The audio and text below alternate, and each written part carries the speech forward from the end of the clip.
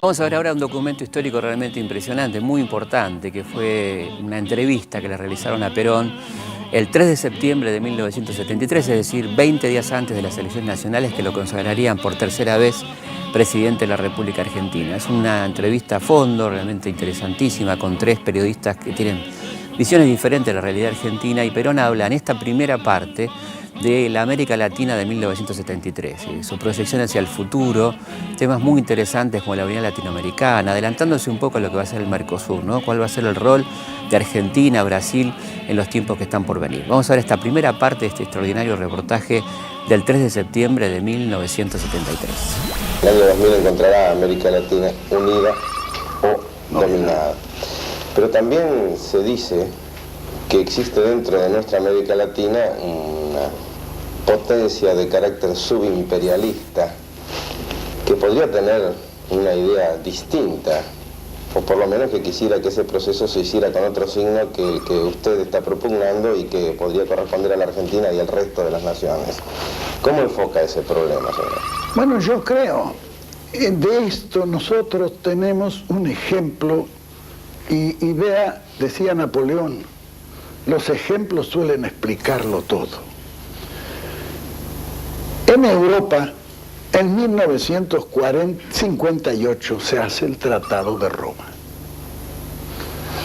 Al Tratado de Roma concurren los 6 países más interesados porque están en plena reorganización de posguerra. Y establecen una comunidad económica europea, estableciendo 2 grandes vallas de seguridad con el Euratom y con el Pacto del Carbón. Es decir, gente que ya comenzaba a pensar en el gran problema de la actualidad, que es la carencia de materia prima. Y entonces iban asegurándose desde el vamos la materia prima, fundamental para ellos. Esa comunidad económica se forma. De afuera, un país ya, diremos, semi-imperialista, porque Inglaterra, después de Churchill, terminó con su imperio, que fue una de las grandes cosas que hizo Churchill. Ese servía de instrumento a otro imperialismo, que lo alentaba. Y a través de ese subimperialismo se fundó en Europa la Asociación de Libre Comercio. Es decir, Asociación Europea de Libre Comercio. A esto le contestó la Comunidad Económica Europea con el Mercado Común Europeo. Cerró la frontera. Ese país que colocaba casi toda su producción industrial en Europa se quedó sin mercado, porque ya otros países no compran manufacturas, quieren fábricas. Ya los tontos se han acabado en el mundo y la mano de obra debe quedar. Entonces, ¿qué es lo que ocurre? Ese país comienza, en un día tuvo que nacionalizar toda la industria ante la amenaza del crack generalizado.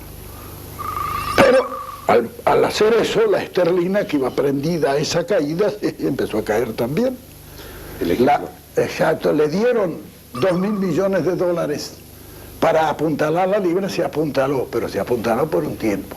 Cuando pidieron la segunda, ya no era posible tanto. Entonces, ¿qué es lo que pasó? Los señores sacaron el sombrero, se fueron al mercado común y dijeron: no queremos saber nada del otro, queremos ser del mercado común.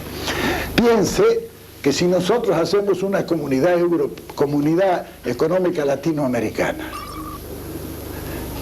y después establecemos un mercado común latinoamericano, ese país a que usted se refiere, que está en un boom industrial muy grande, ¿a dónde va a colocar su producción? Que actualmente la está colocando casi toda en Latinoamérica. En 1973, cada sector del peronismo tenía su modelo de país. La izquierda, la patria socialista; la derecha, la patria peronista; la derecha sindical, por ejemplo. El mundo empresario quería paz para seguir facturando y seguir acumulando riquezas y poder. Pero, ¿qué pensaba Perón? ¿Cuál era el proyecto de gobierno, el plan de país que tenía Perón? Esto lo vamos a ver ahora en la segunda parte de la entrevista que le realizaron Roberto Maidana, Sergio Villarruel y Jacobo Timerman en 1973. No se puede decir en este momento, y con 3 años de gobierno por delante, 3 años y pico, cuál será la estructura final a la que nosotros aspiramos. Por la simple razón que yo considero que este es un país que ha de ser gobernado de emergencia. El país está en un estado de emergencia y tendrá que ser un gobierno de emergencia. Piensen ustedes cuando terminó la Guerra Mundial y ahí tienen los mejores modelos.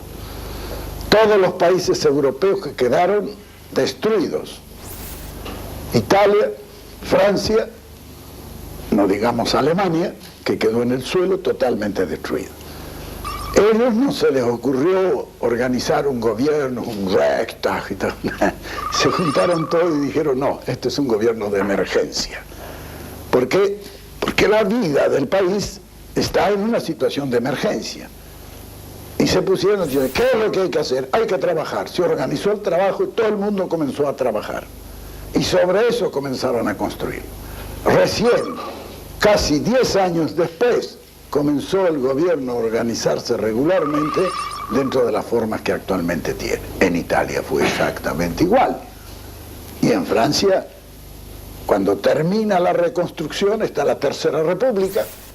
La Tercera República es una república socialista. Para reconstruirla tienen que abandonar el sistema y ponerse en un neocapitalismo sin el cual no hubiera sido reconstruida por los que la habían destruido. Recordemos que para septiembre de 1973, es decir, el momento de la entrevista que estamos viendo, se han producido hechos muy graves en la interna peronista, como por ejemplo la masacre de Seiza, la renuncia de Cámpora, el interinato de Lastiri, ese corrimiento a la derecha que se da en aquel momento en la Argentina. Y es en ese contexto que habla Perón en esta conferencia de prensa de la unidad nacional. Cómo entendía la unidad nacional y cómo eso debía construir algún tipo de cultura política, es decir, cómo hacer una sociedad que retome la vía democrática en algún sentido y conviva políticamente, ¿no? Que eso significaba de alguna manera para él el concepto de cultura política. Vamos a escuchar entonces esta tercera parte de la entrevista de 1973. Este sistema, que parece tan lógico a través del análisis de la historia, de la realidad contemporánea y de las experiencias que vemos en todo el mundo, como usted dice, de la tecnología y del desarrollo tecnológico, que este sistema que usted promoverá desde su gobierno y que considera lógico, necesario e imprescindible para el país, su optimismo respecto a la participación de los demás partidos, de los demás políticos. Es decir, usted revela como una especie de confianza ilimitada en que el estado de emergencia, así como la voz de la historia, impondrá que los dirigentes políticos argentinos reaccionen y admitan algo que no se admitió nunca en este país. ¿Usted recuerda que en este país algún día, alguna vez, hubo un concepto tan drástico de la unión nacional para gobernar, por lo menos en este siglo? No, no hay duda, pero algún día tendrá que llegar. Y ese concepto no se ha producido en este país por falta de cultura política. Uno ve en Europa estos mismos fenómenos como se resuelven de otra manera totalmente diferente. Algunos dicen qué suerte tiene Francia, siempre le aparece el hombre que lo salva. No es suerte, es cultura política. Este es un país politizado, pero sin cultura política. Nosotros tenemos que trabajar. Claro que para adquirir de cultura política, el primer paso es politizarse. En un país despolitizado la cultura política no es accesible. Es decir, politizarlo. Y dentro de esa politización, ahora tenemos que trabajar intensamente para llegar a una cultura política que nos dé esa posibilidad. Por otra parte, este sistema es un sistema de emergencia que dura muy poco tiempo y en el que ya la mayor parte de los dirigentes políticos con quienes he conversado están de acuerdo. Porque esto, claro, estas cosas no hay que hacerlas al día siguiente, hay que hacerlas el día antes.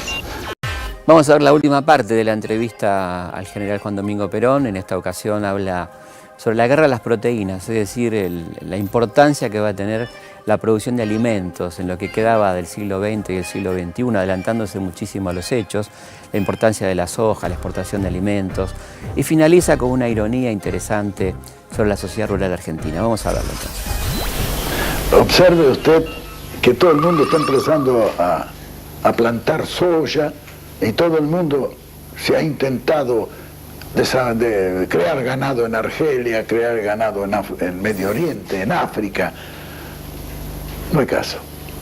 Las fuentes de proteínas están en nuestros países, están en América del Sur, país rico en fosfatos y yodo, que es lo que carecen nosotros.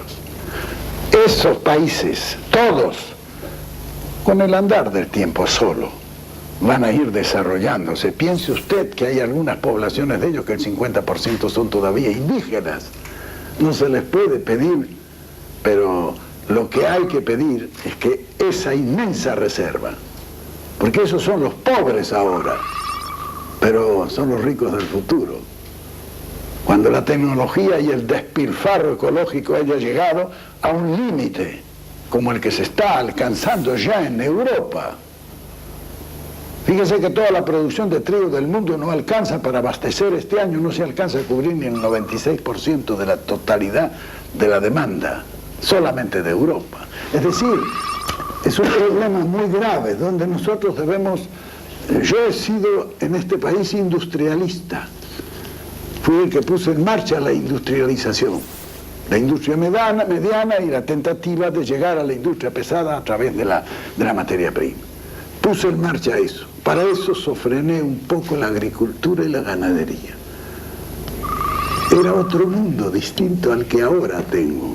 Evidente. Ahora creo que hay que producir 200 millones de toneladas de trigo al año.